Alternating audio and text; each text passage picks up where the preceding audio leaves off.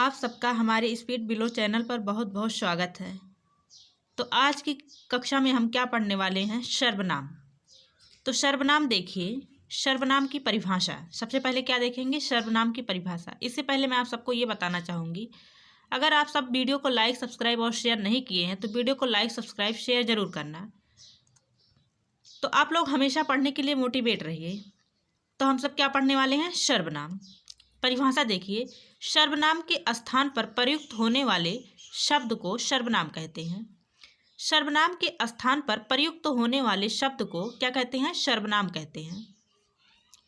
हिंदी में मूल सर्वनाम 11 होते हैं। कितने होते हैं? हिंदी में मूल सर्वनाम 11 होते हैं। परिभाषा मैं आप सबको एक बार फिर से बताना चाहूँगी। सर्वनाम के स्थान पर प्रयुक्त होने वाले शब्द को सर्वनाम कहते हैं। संज्ञा की पुनरुक्ति को दूर करने के लिए ही सर्वनाम का प्रयोग किया जाता है। जैसे हिंदी में मूल सर्वनाम कितने होते हैं? 11 होते हैं। कौन कौन से हैं? मैं, हम, तू, तुम, वह, यह, आप, कौन, कोई, जो, सो इत्यादि। ये सब क्या है? मूल सर्वनाम है।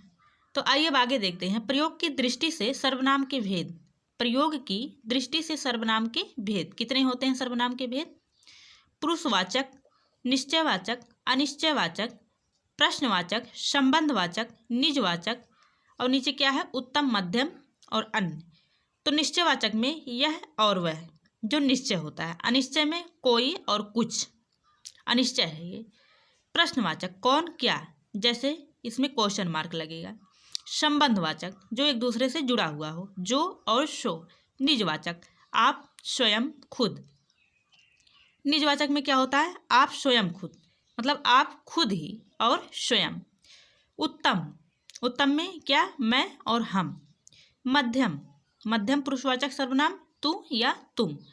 अन्य आप, वह, वे। क्या? अन्य में आप भी हो सकते हैं, वह भी हो सकता है और वे भी हो सकते हैं। तो आइए अब आगे देखते हैं पुरुषवाचक सर्वनाम की परिभाषा और उसके उदाहरण। तो पुरुषवाचक सर्वनाम की परिभाषा देखिए, जिन सर्वनाम का प्रयोग वक्ता या लेखक स्वयं अपने लिए अथवा श्रोता या पाठक के लिए अथवा किसी अन्य के लिए करता है, वह पुरुषवाचक सर्वनाम कहलाता है। क्या कहलाता है? जिन सर्वनाम का प्रयोग वक्ता या लेखक स्वयं अपने लिए अथवा श्रोता या पाठक के लिए अथवा किसी अन्य के लिए करता है, वह पुरुषवाचक सर्वनाम कहलाता है। क्या कहलाता है? पुरुषवाचक सर्वनाम कहलाता है। निश्चयवाचक सर्वनाम में देखिए, जो सर्वनाम किसी व्यक्ति, वस्तु आदि की ओर निश्चय पूर्व संकेत करे, वे निश्चयवाचक सर्वनाम कहलाते हैं। जैसे वह जा रहा है, तो ये क्या है? वह जा रहा है, ये निश्चयवाचक सर्वनाम है। मीन्स ये निश्चित है कि वह जा रहा है, इसमें कोई कन्फ्यूजन नहीं है कि वह जा नहीं रहा है या फिर आ रहा है। ये निश्चय है कि वह जा रहा है। अनिश्चयवाचक सर्वनाम में देखिए, जिस सर्वनाम शब्द के द्वारा किसी निश्चित व्यक्ति अथवा वस्तु का बोध ना हो। किसका बोध ना हो? जिस सर्वनाम शब्द के द्वारा किसी निश्चित व्यक्ति अथवा वस्तु का बोध ना हो, वे अनिश्चयवाचक सर्वनाम कहलाते हैं। कौन सा सर्वनाम कहलाते हैं? अनिश्चयवाचक सर्वनाम कहलाते हैं। जैसे कोई आ रहा है, तो ये क्या है? अनिश्चयवाचक सर्वनाम है। क्यों? कोई आ रहा है, कन्फर्म नहीं है, मीन्स कन्फर्म नहीं है, अर्थात कोई आ रहा है ये हमको पता नहीं है कि कोई आ रहा है, तो ये क्या है? अनिश्चयवाचक सर्वनाम है। फिर आइए देखिए संबंधवाचक सर्वनाम देखते हैं।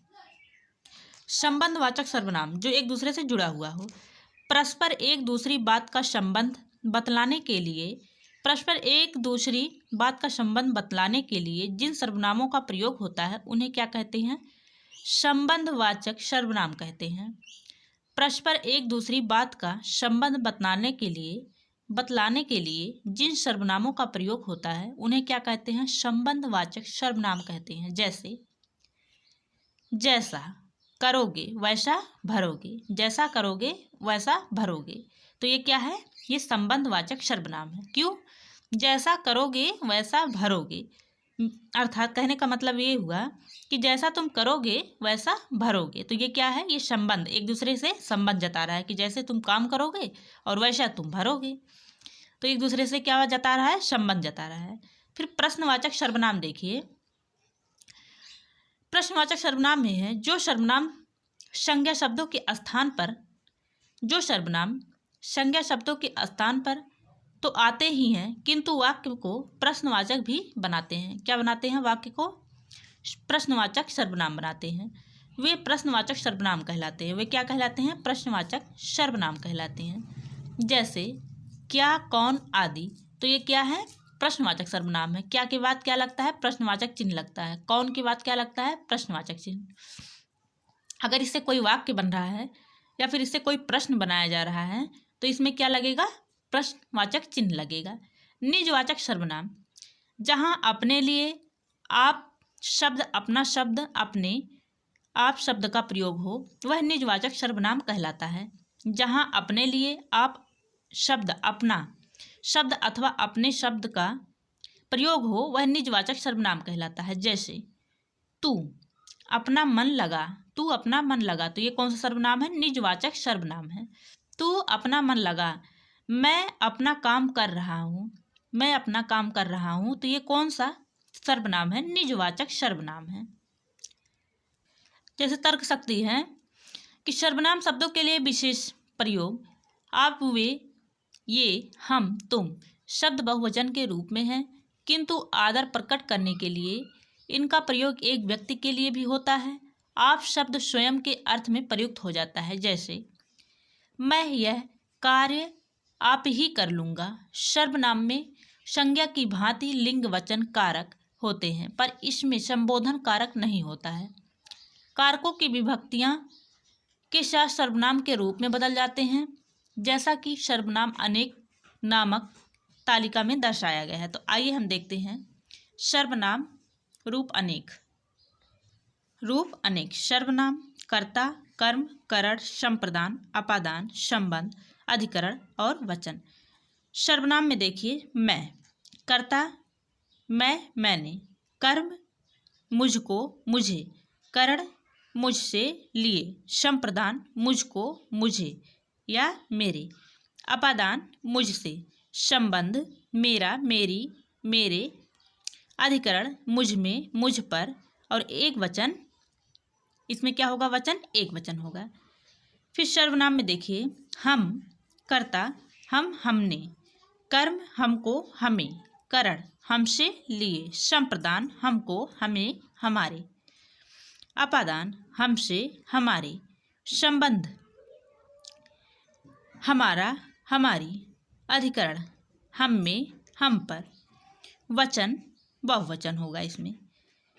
फिर सर्वनाम में देखिए तुम, तुमने, तुम, तुमने, कर्म में तुमको, करण तुमसे, संप्रदान तुमको, तुम्हें, अपादान तुमसे, तुम्हारे, संबंध तुम्हारा, तुम्हारी, अधिकरण तुमसे, तुम पर, एक वचन, वचन में क्या होगा, एक वचन। फिर आगे देखिए सर्वनाम, वह, कर्ता वह, उसने, कर्म उसको, उसे, करण उससे, लिए, संप्रदान उसको, उसे या फिर उसके, अपादान उससे, उसके, संबंध उसका, उसकी, अधिकरण उसमें, उस पर, वचन एक वचन। सर्वनाम, सर्वनाम में क्या आएगा, वे, कर्ता वे उन्होंने, कर्म उन्होंने, उनको, उन्हें, करण उनसे, लिए, संप्रदान उसको, उसे, अनेक, अपादान उनसे, संबंध उनका, उनकी, उनके, अधिकरण उसमें, उन पर, वचन बहुवचन है। फिर सर्वनाम में देखिए आप, कर्ता आप, कर्म अपने को, करण अपने से, संप्रदान अपने लिए, अपादान अपने से, संबंध अपना, अपनी, अपने, अपने पर, अधिकरण अपने में, वचन एक वचन। तो आप सब क्या पढ़ रहे थे, सर्वनाम रूप अनेक, जिसमें आप सबको बताया गया है सर्वनाम कर्ता, कर्म, करण, संप्रदान, अपादान, संबंध, अधिकरण, वचन। फिर आइए एक बार सर्वनाम फिर से देखते हैं। फिर सर्वनाम देखिए, संज्ञा के स्थान पर प्रयुक्त होने वाले शब्द सर्वनाम कहलाते हैं। हिंदी में मूल सर्वनाम 11 होते हैं। मैं, हम, तुम, मैं, हम, तुम, वह, यह, आप, कौन, कोई, जो, सो इत्यादि। प्रयोग की दृष्टि से सर्वनाम के भेद: पुरुषवाचक, निश्चयवाचक, अनिश्चयवाचक, प्रश्नवाचक, संबंधवाचक, निजवाचक, उत्तम, मध्यम, अन्य। फिर पुरुषवाचक में देखिए, जिन सर्वनाम का प्रयोग वक्ता या श्रोता स्वयं अपने लिए अथवा श्रोता या पाठक के लिए अथवा किसी अन्य के लिए करता है, वह क्या कहलाता है? पुरुषवाचक सर्वनाम कहलाता है।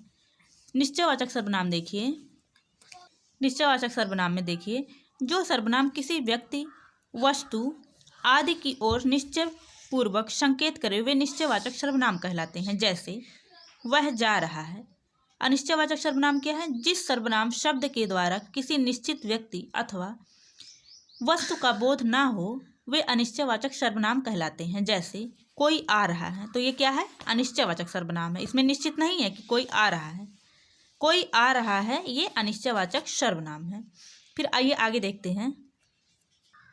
संबंधवाचक सर्वनाम संबंधवाचक परस्पर एक दूसरी बात का संबंध बतलाने के लिए, किसके लिए? बतलाने के लिए जिन सर्वनामों का प्रयोग होता है उन्हें संबंधवाचक सर्वनाम कहते हैं। जैसे जैसा करोगे वैसा भरोगे, तो ये क्या है? एक दूसरे से संबंध जुड़ा हुआ है, इसलिए कौन सा सर्वनाम है? संबंधवाचक सर्वनाम है। प्रश्नवाचक सर्वनाम, जो सर्वनाम संज्ञा शब्दों के स्थान पर तो आते ही हैं किंतु वाक्य को प्रश्नवाचक भी बनाते हैं, वे प्रश्नवाचक सर्वनाम कहलाते हैं। जैसे क्या, कौन आदि, ये सब क्या है? प्रश्नवाचक सर्वनाम है। निजवाचक सर्वनाम, जहाँ अपने लिए आप शब्द, अपना शब्द अथवा अपने आप शब्द प्रयोग हो वह निजवाचक सर्वनाम कहलाता है। जैसे तू अपना मन लगा, मैं अपना काम कर रहा हूँ, ये क्या है? निजवाचक सर्वनाम है। सर्वनाम रूप अनेक होते हैं। जैसे सर्वनाम कर्ता, कर्म, करण, संप्रदान, अपादान, संबंध, अधिकरण, वचन, तो ये क्या है? सर्वनाम के अनेक रूप हैं, जिसमें आप सबको बताया गया है। क्या बताया गया है? बताया यही गया है कि सर्वनाम में मैं, हम, तुम, वह, वे, आप, कर्ता मैं, मैंने, हम, हमने, तुम, तुमको, वह, उसने, वे, उन्होंने, आप, कर्म मुझको, मुझे, हमको, हमें, तुमको, उसको, उसे, उनको, उन्हें, अपने को, करण मुझके, मुझसे लिए, हमसे लिए, तुमसे, उससे लिए, उनसे लिए, अपने लिए, संप्रदान मुझको, मुझे, मेरे, हमको, हमें, हमारे, तुमको, तुम्हें, उसको, उसे, उसके, उसको, उसे, अनेक, अपने लिए, अपादान मुझसे, हमसे, हमारे, तुमसे, तुम्हारे, उससे, उसके, उससे, अपने से, संबंध जिसमें संबंध जताया जा रहा हो, मेरा, मेरी, मेरे, हमारा, हमारी, तुम्हारा, तुम्हारी, उसका, उसकी, उसका, उनकी, उनके, अपना, अपनी, अपने, अपने पर, अधिकरण मुझ में, मुझ पर, हम में, हम पर, तुमसे, तुम पर, उसमें, उस पर, उनमें, उन पर, अपने में, अपने में। वचन देखिए, एक वचन, बहुवचन, एक वचन, एक वचन, बहुवचन और एक वचन। तो आज के लिए दोस्तों इतना ही। कल मिलते हैं अगले वीडियो में। अगले वीडियो में आप सबको क्या पढ़ाया जाएगा? विशेषण और विशेष्य। विशेषण और विशेष में क्या बताया जाएगा आप सबको? सबसे पहले परिभाषा बताई जाएगी, उसके